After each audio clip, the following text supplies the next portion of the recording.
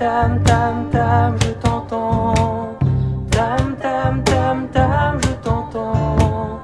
Tam tam tam tam, je t'entends. Tam tam, je t'ai dans le sang.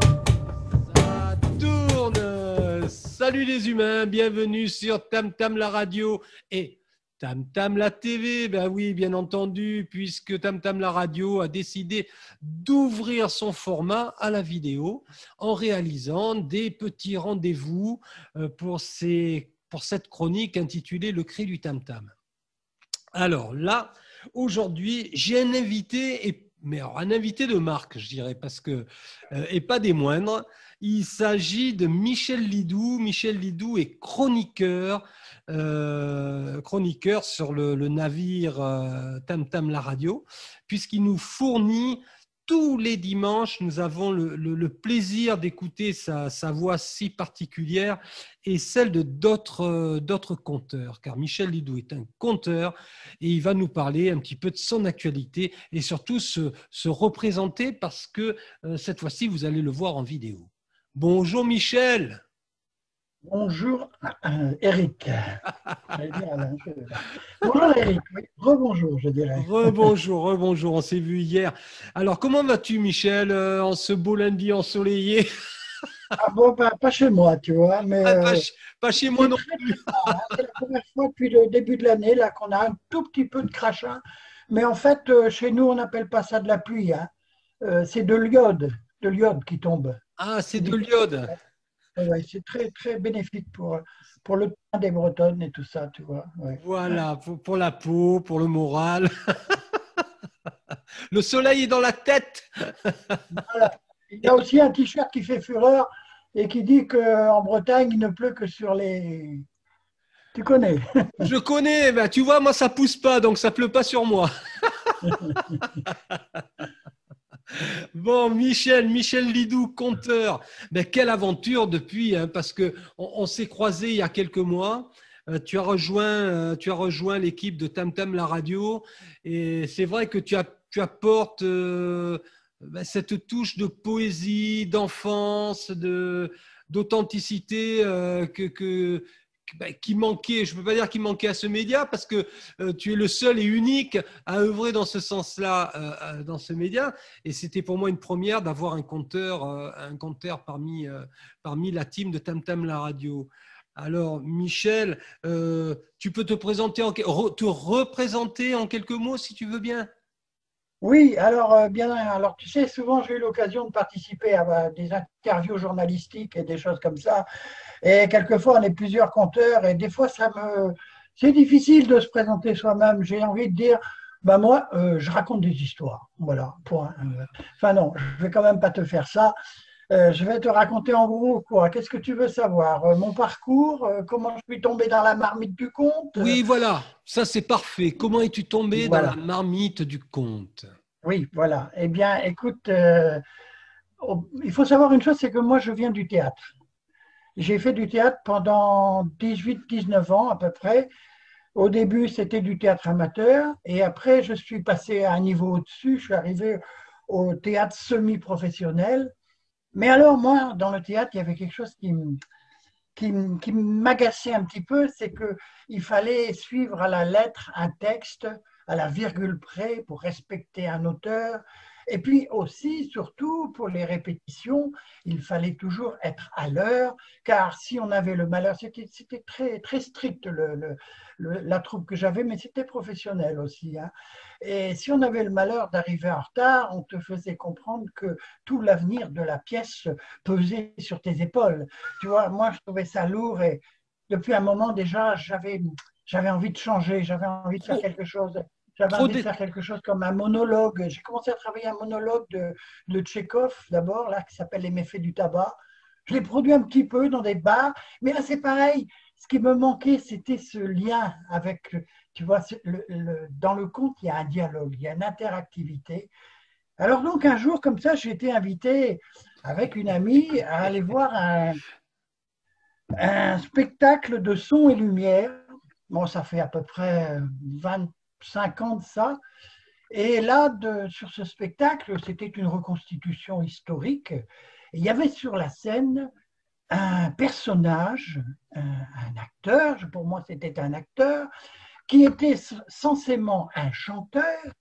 Or, il n'a jamais chanté, il n'a fait que parler.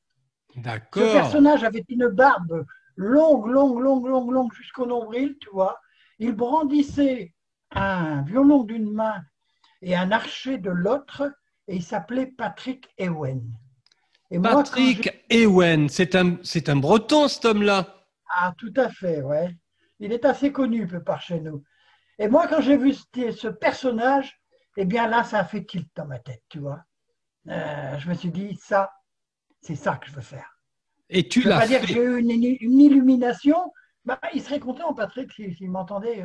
Mais disons qu'à partir de ce moment-là, j'ai commencé à m'intéresser. J'ai appris donc que c'était un conteur. Alors, je suis allé voir un peu partout sur Brest et j'ai appris qu'il y avait un festival du conte qui s'appelle le Festival Grande Marée. Je me suis rapproché du festival. Je me suis engagé comme bénévole d'abord. Après, j'ai fait du chemin. Je suis devenu administrateur au sein de ce festival. Et bien sûr, j'ai rencontré beaucoup de conteurs et j'ai commencé à faire des stages avec des conteurs. Et voilà. Et un jour, eh bien, je me suis lancé. Voilà comment c'est parti. Quelle Mais belle aventure.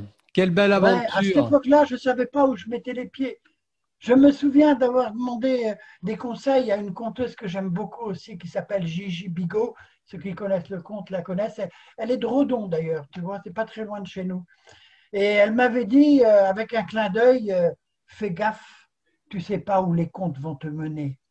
Et en effet, et en effet, je découvre encore maintenant, depuis plus de 10 ans d'expérience professionnelle, qu'elle avait tellement, tellement raison, parce que c'est tellement vaste et c'est tellement beau, Hmm. cet art, l'art de la parole. Il faut savoir que la parole existait avant l'écriture, donc c'est un art qui remonte à des milliers d'années, tu vois, de siècles. Oh, j'entends Et bien, la j'entends foi, bien, j'entends et bien. les histoires, certaines histoires remontent aussi à des générations, des générations. Je pense même que le premier conte, c'était probablement la Bible, tu vois. Et bien souvent, Oh, il y en a eu d'autres avant. Il y en a eu d'autres bien avant, crois-moi. les hommes se racontaient. En Afrique, ça existe toujours, la tradition de l'oralité, la culture. On dit que en Afrique, à chaque fois qu'un conteur meurt, c'est une bibliothèque qui brûle, tu vois, c'est une C'est ça, expression. c'est Enfin, ça. c'est pas tout à fait, ça a été un peu traduit, mais voilà, c'est pour tu puisses te rendre compte de l'importance de l'oralité encore dans certains pays, dans certaines. Mais Voilà. Et moi, ben, dans tout Michel, ça, tu parles à un convaincu. Tu sais, j'ai derrière moi 11 années d'Afrique noire. Donc, les conteurs, la magie du conte, je connais bien. d'accord. Et ben, donc, tu vois, par exemple, tu connais le principe de l'arbre à palabre, où Eh chacun oui, s'installe derrière l'arbre et puis il dit ce qu'il a à dire. J'ai entendu dire que même dans certains, les chefs de village pouvaient régler un problème en racontant un conte et demander à ceux qui étaient euh, en conflit, par exemple, si deux personnes étaient en conflit pour une histoire de chant, n'importe quoi, le chef du village leur racontait une histoire. Et en général, cette histoire, elle voulait dire alors, quelque chose. justement, je vais rebondir sur quelque chose. Là, tu me parles justement de la palabre. Figure-toi que une des chroniqueuses de Tam Tam la radio est d'origine sénégalaise. C'est une cuisinière, pâtissière hors pair. Elle rejoint la team de Tam Tam la radio. Je l'avais interviewée il y a quelque temps justement pour mettre en lumière son initiative. Elle s'est mise à son compte et elle propose des plats divers et variés pour les personnes qui sont allergiques, notamment à certaines farines, à certaines choses. À la cuisine sans gluten. Elle est d'origine sénégalaise. Elle rejoint la team de Tam Tam la radio avec sa chronique La Palabre Malouine. Et tu vois, on parlait justement de la palabre sous le baobab et des conflits qui étaient dénoués justement sous le baobab avec l'ancien du village qui était là et avec les protagonistes pour dénouer les problèmes en toute quiétude. Voilà, c'est Bah, tu vois, magnifique. Je n'ai rien inventé. Je n'ai jamais été en Afrique. Ah, j'ai failli y aller, puisque j'étais invité au Burkina Faso avec un ami conteur qui s'appelle François-Maurice Bamba, mais avec cette infernale Covid qui nous est tombé dessus, et bien comme tout le monde, voilà, on a pu faire quelque chose, mais à travers, justement, un peu comme toi, quoi, à travers des émissions, enfin, des échanges Internet, ce qui n'est pas évident, parce qu'il faut dire que là-bas aussi, Internet, ça leur coûte très très cher. Ils sont obligés de oui. mettre de l'argent constamment dans une espèce de caisse. Enfin, ça fonctionne vraiment. C'est beaucoup plus archaïque que chez nous, quoi. C'est Et clair. ils ont d'autant plus de mérite, d'ailleurs, de faire continuer à développer la culture orale et conserver. Là-dessus, on est d'accord, moi et Moïse. Moi, je m'intéresse beaucoup aussi aux traditions séculaires sur Alors, lesquelles je suis breton et d'origine bretonne. Ma maman parlait breton avant de parler français. Tu eh vois, oui, elle a commencé à parler français que quand on l'a mise à l'école. eh oui, Et ma foi, elle, par contre, elle a toujours refusé d'apprendre le breton à ses enfants. Parce d'accord. que à cette époque, le breton, c'était quelque chose qui était extrêmement mal vu. C'était Eh des oui. ploucs, les gens qui parlaient breton. Alors, Oh, malgré tout, eh oui, c'était comme ça. Et la fierté, c'était Brest. La ville de Brest, en particulier, il y avait beaucoup la marine nationale. Et ma foi, la prétention, c'était de parler français. Et beaucoup même de Bretons faisaient des efforts incommensurables et des fautes énormes, puisqu'il fallait qu'ils traduisent ce qu'ils disaient, eh mais oui, ils pensaient toujours en breton. Tu vois. eh oui, c'est ça. Eh oui, c'est Et ma ça. mère, elle, ben, j'ai quand même appris un petit peu le breton, puisque, tu sais, tous les mots qu'on peut dire quand on est en colère, ou quand on a une altercation quelconque, eh bien, Oui. cela, je les connais, parce que Ah, là, elle se lâchait. Voilà, le breton, ça revenait, c'est la langue maternelle. Hein. Et je d'accord. pense que, voilà, je pourrais entendre une conversation en breton, et comme on dit, on ne me vendra pas, on me vendra pas. Je saurais quand même de quoi ça parle, mais je ne pratique pas la langue D'accord. bretonne. D'accord. Alors, je vais rebondir maintenant sur ta chronique que tu animes, donc qui s'intitule Ça va faire des histoires. Chronique est partagée sur diverses radios d'ailleurs, et c'est très bien comme ça parce que l'art du conte mérite justement d'être entendu partout autant que possible, surtout à notre époque où beaucoup de traditions se perdent, ne serait-ce que la tradition de l'écriture et du parler. Voilà. Ça, Ouais, c'était moi, je ma fais surtout petite. cette émission pour faire connaître. Voilà, c'est vraiment ma Alors, passion. justement, Je le fais pour. sans aucun intérêt personnel. Oui, oui, C'est non, mais vraiment ça, j'ai pour très bien faire compris. découvrir la Justement, musique. parle-en un petit peu. Alors, comment tu la conçois quand tu travailles ta chronique ça va faire des histoires. Éclaire nos auditeurs et les youtubeurs qui vont visionner ou les facebookers qui vont visionner cette vidéo. Alors, Alors, ça fonctionne en fonction des événements autour du conte qu'il peut y avoir dans les environs. Par chez moi, quand je sais qu'il y a un festival de conte, eh bien, je me rends à ce festival. Et puis, mais c'est vraiment des coups de cœur. C'est d'abord les conteurs que j'aime. Voilà, par exemple, l'année dernière, j'étais à Morlaix, au festival La Charrette aux Merveilles. Et là, j'ai eu l'opportunité de rencontrer Jeanne Ferron, qui est une conteuse qui a une certaine notoriété, que j'avais déjà rencontrée avant dans un autre festival. Et en tant que bénévole aussi à l'ADAO, l'Association pour le développement des arts et de l'oralité à Brest, j'avais oui, l'occasion de faire sa connaissance. Donc, à partir de là, eh bien, ma foi, j'engage une conversation, voilà, une forme d'interview si tu veux, mais tout à fait non formelle.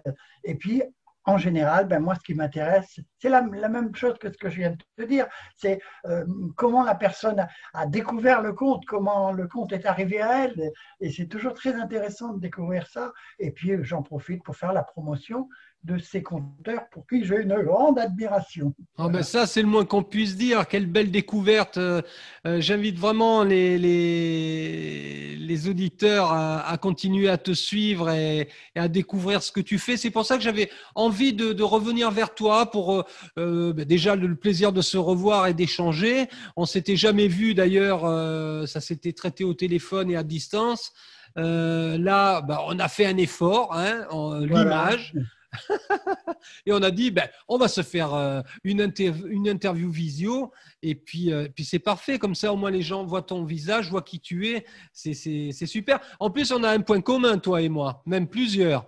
Euh, alors, les cheveux, j'en ai moins que toi, mais on a les lunettes, n'est-ce pas? Et on a le bouc. Ah oui, oui, oui. Ça fait longtemps, hein, ouais. Mais alors, j'ai beau y faire, hein, il ne pousse pas beaucoup, hein. Ah, J'ai des amis qui font des tresses et tout, alors que oui. euh, Ah, moi, je peux le laisser pousser, mais j'ai pas envie. Non, non, je suis pas un rasta, pas encore en tout cas. Voilà. Alors, donc, ça va faire des histoires. C'est une chronique à travers laquelle tu mets en lumière d'autres conteurs où on peut entendre des extraits de contes, voire même des contes entiers. En effet, Voilà. en général, quand j'interviewe un conteur que j'ai choisi, je passe des extraits de ses spectacles et puis j'essaye de m'informer sur toute son actualité, Voilà. sur ses projets, des choses comme ça, quoi. C'est super, c'est super. C'est bien, mais qu'est-ce qui t'a donné l'envie de te lancer de te mettre dans la peau d'un chroniqueur? Parce que tu es toi-même un conteur, de toute façon, on va y revenir juste après. Mais qu'est-ce qui t'a Cette donné? envie de partager, cette envie de partager. Puis il y a déjà une émission radio sur Nantes que j'écoute avec beaucoup d'attention, qui Oui, s'appelle C'est pas pour dire. Et c'est c'est pas aussi pour une dire. émission qui est consacrée au conte. Oh, ça fait déjà plusieurs années et il fait un travail extraordinaire. Puis voilà, moi, à mon niveau, j'ai voulu faire la même chose et puis surtout faire connaître et faire la promotion des conteurs pour Pour qui qui j'ai tu as de un l'admiration? faible, on va dire. Bah oui, bien sûr. Alors, hier, quand on s'est eu en visio également, tu m'as parlé d'une petite galette. Une Une petite galette, oui, oui, oui, petite oui. Alors, bah, galette. tu sais, en Bretagne, la galette, c'est très courant chez nous, hein. Voilà, une Mais petite, voilà, hein, une petite cette galette galette, je vais te la beurre. montrer. Voilà. Alors, je ne sais pas si tu arrives à la Ah oui, voir. oui, oui, les Voilà. asticontes Ça s'appelle les asticontes. Je de ne sais pas si Michel on voit Didou. suffisamment avec la lumière. Alors, les dessins ont été faits par une petite fille qui avait 11 ans à l'époque. Ça fait 2 ans de ça. Maintenant, elle est en sixième ou en cinquième même. Mais à l'époque, elle avait 11 ans et je lui ai demandé de me faire tous ces petits dessins-là. C'est Pas super. celui-là. Celui-là, c'est fait par sérigraphie par Oui, oui, ma oui, oui. compagne. C'est ma C'est compagne qui m'a aussi beaucoup aidé pour le montage la et femme de tout ça pour l'ombre. l'émission. Et alors, au dos de ce petit asticonte, alors les asticontes, ça veut dire, c'est pour les petits asticots, voilà. Et aussi quelquefois pour les grands, parce qu'il y a toujours un cœur d'enfant qui sommeille dans chaque parent. Eh Et oui, je suis souvent surpris, puisque je fais donc des spectacles pour les enfants, je suis souvent surpris de voir que les parents écoutent avec beaucoup d'attention. Bien entendu, ils ont emmené leur enfant, ils mettent leur enfant sur les genoux, mais je vois dans leurs yeux, quand je vois les étoiles qui s'allument, je sais que là, j'ai encore touché l'enfant qui sommeille chez chaque être humain s'il ne l'a pas perdu, mais son enfant intérieur, c'est ça. Alors, parmi ces contes-là, eh bien, il y a des contes traditionnels. Alors, voilà, ce côté-là, tu vois, la petite fille qui s'appelle Valentine, qui m'a fait les dessins, c'est elle qui a choisi de représenter les personnages à la façon dont, tu vois, pour que les enfants qui ne savent pas, même pas lire puissent comprendre quand même, tu vois. ah, Donc c'est là, bien génial. sûr, c'est l'histoire d'une, Alors, je vois pas très bien. tu vois pas très bien, une Euh, grenouille. ah oui, la Une grenouille. grenouille à la grande bouche. Voilà, c'est la grenouille qui avait une grande bouche. Umbalucci. Umbalushi, le petit garçon qui était désobéissant, qui ne voulait pas obéir à sa maman. Les trois Ensuite, on chats. a les trois chats. Alors, les trois chats, c'est un conte d'un ami aussi qui a 93 ans, qui s'appelle Alain Gossel et qui est conteur et qui continue à compter dans les cités. Ce type n'a Incroyable. jamais accepté d'aller dans les théâtres ni quoi que ce soit. C'est un type extraordinaire. Donc, les trois chats, c'est l'histoire de trois chats qui veulent changer de couleur. Parce que c'est un peu D'accord. comme les mamans. Quelquefois, la maman qui est brune, elle voudrait être blonde, et la maman qui est blonde, en fait, c'est sur l'indécision. Et la morale est très belle, mais je te laisserai découvrir la morale. Ensuite, D'accord. on a L'homme. L'homme qui a L'homme avalé une mouche. Voilà. Donc qui ça, avait c'est aussi avalé une mouche. voilà. C'est un conte traditionnel, hein, l'homme qui a avalé une D'accord. mouche. Après, je On a vois ensuite la la fraise. coccinelle et le papillon. Alors ça, c'est une création. Ça, c'est un conte que j'ai pas récupéré. Je veux dire, c'est un conte que j'ai inventé. Ouais. Tout simplement, encore une fois, avec cette petite fille qui s'appelle Valentine, la première fois qu'elle a vu une coccinelle, qu'elle a pris la coccinelle sur sa main, la coccinelle s'est envolée. Et là, sa stupéfaction m'a donné envie d'écrire cette toute petite histoire qui est vraiment D'accord. l'intention des petits. Alors, c'est suivant les âges, hein. Il y a des histoires qui sont un peu plus grandes, plus complexes. Oui, oui. Ensuite, là, alors ça, c'est un traditionnel, euh, la moufle. Tous les D'accord. bibliothécaires connaissent cette histoire de la moufle. Beaucoup de mamans aussi. Et quand je raconte cette histoire, il y a toujours un enfant qui me dit ah, je la connais, je la connais. Voilà. C'est Et l'histoire d'une petite souris qui a froid et elle va se cacher dans une moufle. C'est ce qu'on appelle un conte à rebondissement, si tu veux. Ensuite, il y a plusieurs animaux qui vont vouloir rentrer dans la moufle pour avoir chaud, eux je aussi. Et connais le ce petit, conte, elle est tu la super. connais, voilà. J'adore. Voilà. Dis-moi, on en Je a savais. oublié. Dans ta liste, on a oublié le numéro 7. Le numéro 7, alors, je ne me rappelle plus, moi je ne Alors, vois pas le bien. numéro 7, c'est. Alors, attends, non, Ah, non, le attends, le 6, le premier, 6. Pardon, le numéro 6, la fraise. la fraise et le petit caca. Alors Ah ça, oui, je c'est la connais, celle-là aussi. à double sens. Voilà, il y a double sens qui permet d'apprendre aux enfants le phénomène de la digestion. Tout à fait, tout Voilà. à Et puis il y a fait. aussi la première que j'ai oubliée. Ah, justement, nous parlions d'Africains, et c'est un conte d'un ami africain qui s'appelle Mamadou Diallo. Et D'accord. là-bas, le lièvre, c'est le personnage malin et rusé comme nous avons le renard. Eh bien là, il y a beaucoup d'histoires autour de Luck, le lièvre. Et là, c'est un des contes-là. Pourquoi le lièvre saute quand il se déplace? Eh bien, il faut écouter l'histoire pour le savoir. Voilà. Alors, on n'est pas sans savoir que même si on est à peine à la mi-octobre, déjà de partout, on commence à voir les cadeaux de Noël, enfin la publicité, tout ça, tout ça. Bon, évidemment que j'invite tout le monde à te commander cette petite galette, mon cher Michel Lidou. Alors, pour se procurer ce petit CD magnifique, plein de vie, plein de poésie, comment doit-on s'y prendre? Alors, c'est très simple. Il suffit d'aller sur mon site internet. Bien, je Pour mettrai le trouver mon lien. site, voilà, pour trouver mon site, on tape soit mon nom, parce que depuis le temps que je raconte des histoires, je commence à avoir beaucoup de pages qui s'affichent, tu sais, parce que tout ce qu'on fait, Michel Google, mon ami, Lidou. Michel voilà, Lidou. Voilà. ouais, et Arvège. Alors, Arvège, c'est le nom du site. Harvege. C'est aussi mon nom de domaine. D'accord. C'est Écoute, de encore plus tout. simple, si on tape Arvège, on va directement sur le site. Parce que si on tombe Michel Hidou, on peut tomber sur Michel Hidou qui a raconté des histoires, Michel Hidou qui a fait une balade. J'entends bien. Il De y a des toute pages. façon. J'ai une page YouTube, Michel Hidou. Voilà. Il est lancé. On l'arrête plus, la locomotive Michel Lidou. Michel, ne t'inquiète pas. Je mettrai le lien, tu vas me communiquer les liens, tous les liens que tu veux que j'associe à cette vidéo et je vais les intégrer de façon à ce que les gens aillent directement sur D'accord. cette petite galette et Voilà. te la Sur la commandent. page, sur le côté, on trouvera donc le CD de compte. Et si on clique sur cet endroit, eh bien, on va aller vers une autre page qui va nous permettre d'entendre un extrait de chacun des CD. Et on a aussi la possibilité donc de commander directement par la boutique. Il y a une boutique. Donc, on commande sur la boutique et le CD est à la somme pharaonique de 8 euros. Voilà, 8 euros le CD. Oh mon Dieu.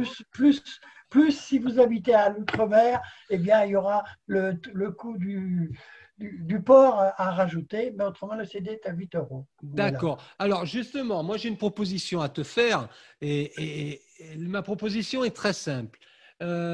Tu as dit qu'il y avait des extraits à écouter sur ton site internet. Tout Pourrais-tu à fait. me faire parvenir au format MP3 les extraits Ben, de… écoute, je peux te donner le lien de la page SoundCloud que j'ai où on retrouve tous les extraits. Ah ben voilà, tu me donnes le lien, j'irai les télécharger parce que cette émission sera diffusée également sur Tam Tam la radio, parce que je vais récupérer l'audio de notre échange et le diffuser, bien entendu, comme une émission radio, puisque tu vaux au moins ça, mon cher Michel. Et donc, on associera les Arrête, extraits. voilà, maintenant, je ne pourrais plus marcher, j'ai les jambes qui enflent. Ah non, mais il faut ce qu'il faut, mon vieux. Hein. C'est ça la promo des artistes. Ah, ça fait du bien d'échanger avec, de sortir un peu de tout ce qui se passe là autour. Alors, comme tu vois, je suis quand même conteur tout terrain et tout âge. On peut dire à peu de 3 ans jusqu'à 3787 ans.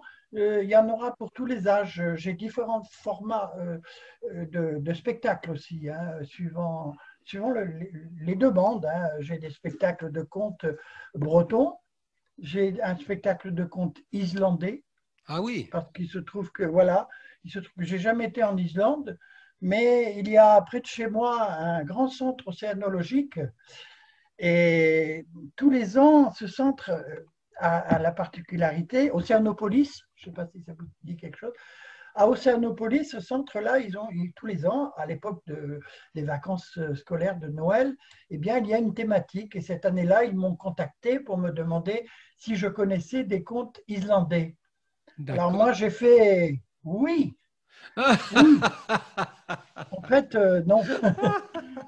Mais tu sais, par contre, j'ai beaucoup d'amis conteurs et je me suis empressé de communiquer sur des sites sur lesquels on peut se retrouver, des blogs, tu vois, qu'on peut se retrouver. J'ai eu plein d'informations et après, ben, j'ai travaillé. Eh oui, J'ai acheté des recueils de contes islandais et puis j'en ai fait un spectacle de contes islandais qui d'accord, marche assez bien encore maintenant, puisque d'accord. disons que c'est quelque chose d'original avec ces histoires de trolls, tu vois, des histoires voilà, de glace et de feu en même temps. C'est un De pays légende, extraordinaire. de légende. C'est un pays où les légendes ont vraiment une importance aussi très forte. C'est excellent, Donc excellent. voilà, j'ai Donc, ça, j'ai aussi un spectacle de contes donc bretons qui sont issus des écrits de Pierre-Jacques Asselias. d'accord. C'est des contes du pays Bigoudin. Ouais. Alors le premier spectacle que j'ai fait aussi, et voilà, c'est pour parler de mes origines. Je suis natif d'une petite ville qui est située juste à côté de Brest et qui s'appelle le Relecq-Kerhuon. Ah oui, faut Et connaître. au Relecq-Kerhuon, tu connais? Non, C'est juste en bas après le pont. En d'accord. dessous le pont. Quand tu passes le pont pour arriver à Brest, quand tu viens de Quimper, eh bien, c'est juste en bas en dessous. Et dans cette petite ville-là, eh bien, ma foi, j'ai rencontré des gens qui avaient beaucoup de choses à me dire. J'ai écouté et j'en ai fait un spectacle qui s'appelle Conte Kéror, parce que c'est comme ça qu'on appelle les habitants du Relecq-Kerhuon, les Kérors. Et les Kérors, ce sont des personnages de haute importance et de grande faconde. Et beaucoup d'histoires que j'ai entendues avec des Kérors m'ont été voilà, rapportées comme ça, de chaque côté de l'Elorn, si tu veux. L'Elorn, c'est la rivière qui passe juste devant le Relecq-Kerhuon. Et l'Elorn, il faut D'accord. savoir que c'est la frontière entre le Léon et la Cornouaille. C'est l'ancienne frontière. C'est Tu vois. fabuleux. Alors, du côté des Kérors, ce sont les Léonards, et juste de l'autre côté, à Plougastel d'Aoulas, ce sont déjà des Cornoyers. Alors, évidemment, chacun, à l'époque, se regardait de chaque côté de la rivière avec un air un petit peu belliqueux, tu vois. Et Ah oui, il y a plein d'histoires que les conteurs se sont empressés de faire quand ils passaient d'un côté ou à l'autre sur les Lornes. À l'époque, il n'y avait pas de pont, il y avait juste un bac où on passait à la rame avec les pêcheurs. Et quand un conteur allait à Plougastel, il racontait la malaventure, des histoires qui mettaient à mal les gens d'en face. Et quand il arrivait de l'autre côté, il racontait aussi Alors voilà, la légende dit il y avait beaucoup de pêcheurs là-bas. Au départ, c'était une cité de pêcheurs. Et la légende dit que, eh bien, quand la pêche n'était pas bonne, eh bien, les Kérors, les pêcheurs Kérors, allaient faire une descente du côté de Plougastel pour aller piquer des pommes de terre. Et ma foi, bien souvent, ils étaient reçus à coups de fusil, à coups de grosselle, et ils s'enfilaient, et ils s'enfuyaient dans leur barque. Et Excellent. voilà, et ça se passait toujours comme ça. Puis de temps en temps, il y avait aussi à l'époque, et moi, des anciens m'ont raconté jusqu'à la Deuxième Guerre mondiale, hein, même des années 50, et quand il y avait des fêtes, il y avait souvent des bandes de jeunes qui descendaient de, du village adverse pour chercher des histoires, et puis ensuite il y avait des revanches de chaque côté. Mais tout ça c'est vieux, hein, tout ça c'est des légendes. Mais quand Oui, même, oui, mais tu mais sais, quand même, les légendes ont leur part de vérité. voilà. Ça a dû se friter entre les deux. Oui, bah c'est bien connu, tu sais, la vérité, quand elle a beaucoup voyagé, elle prend souvent la couleur de la légende. C'est Et le magnifique. mensonge tout frais du jour sera peut-être la vérité de demain. Oh, que c'est Pas de beau. moi, c'est de Pierre-Jacques Estiélias. Mais c'est Tu beau, vois. merci. Quel beau cadeau que tu nous fais là. Quel beau cadeau, Michel. Tu es vraiment un personnage atypique et sympathique. Moi, je suis absolument enchanté de te découvrir, en fait, parce que c'est bien. Je fais beaucoup d'interviews, je rencontre beaucoup de gens, mais je trouve que c'est bien aussi de s'intéresser aux gens qui font vivre Tam Tam la radio. Et tu es l'un d'eux, et je trouvais normal de m'attarder un peu sur ta personnalité et tout ce que tu fais. Donc, j'invite vraiment les auditeurs à réviser leurs achats de Noël et offrir un CD de conte à leur petit bout. Ça leur Et fera le plus je grand peux bien. même venir en personne, en chair et en os, leur raconter ces histoires, hein, bien En entendu. plus, Savoir que j'allais y je les venir. produis dans les médiathèques, dans les écoles, etc. Hein, voilà. Voilà, Michel peut se déplacer éventuellement, tout dépend bien sûr de la distance. Ça, je ne sais pas comment tu travailles. Oh, surtout de la Bretagne, hein, surtout de Ah, la Bretagne. tu couvres Ouais, toute la Bretagne. ah oui, oui. Michel Lidou, souvenez-vous de ce nom. D'ailleurs, je me déplace même quelques fois à Paris. Il m'est arrivé d'aller à Paris. Ah, mais attention, attention. Chut. Chez les Bretons de Paris. Ah Ah bon, bah oui, tu m'as fait peur. faut pas exagérer quand Chut. même. À Et la moi, mission bretonne. À et la mission attends, bretonne, là, je suis accueilli avec des gens qui ont le même esprit que moi. Les choses vont bien, surtout quand on a bu un coup de cidre ensemble, on se sent tout à fait chez soi. À Montparnasse, c'est formidable, il y a beaucoup, beaucoup de Bretons. Il y a une rue où il y a que des crêperies, tu vois. Donc, on n'est pas trop perdu, mais il faut tu aller sais, seulement dans la région des Bretons, à Montparnasse. moi je suis un homme du Sud, mais j'ai le cœur celte. Voilà, La celtitude, c'est quelque chose j'ai de le cœur super. d'artichaut, moi. J'ai le cœur d'artichaut. Michel, merci infiniment pour cet échange. C'était un vrai plaisir. Mes hommages à ta charmante compagne. Ah oui, ne pas oublier Séverine, parce que le montage des émissions, c'est elle qui les fait. Séverine est aussi une excellente photo. Allez hop, un coup de pub aussi. Excellente photographe. Et on peut retrouver beaucoup de ses photos sur Facebook sous le pseudonyme de La Louve. Alors, tu Séverine, La m'enverras Louve. également le lien de Ouais. Séverine Lalouve. Tu me joins le lien. Je le mettrai associé à ta Oui, vidéo. elle fait beaucoup de belles, belles, belles photos. Et en particulier, bien sûr, j'ai cette chance d'avoir, vous pourrez voir sur mon book le nombre de photos où je suis beau, mais incroyablement beau, parce que la personne qui me prend en photo, n'est-ce pas? Oh non, non, mais tu es beau, tu es beau. Tu es beau, Michel. Cher compagnon de route, je te salue et puis à Eh très bien, moi, bientôt je sur te ta dis Kenavo Avéchal. Kenavo Avéchal. En breton, tu connais, veut dire au revoir et à bientôt. Voilà. Voilà, Kenavo Kenavo. Avéchal. T'as vu ça? C'est la première fois que je parle en breton, c'est génial. Merci beaucoup, Michel. À très bientôt. Salut. Salut. Hop, on appuie sur fin. Clic, clac, clouc, clac. Attention. quick. Tam tam tam tam, je t'entends. Tam tam tam tam, je t'entends. Tam tam tam tam, je t'entends. Tam tam, je t'ai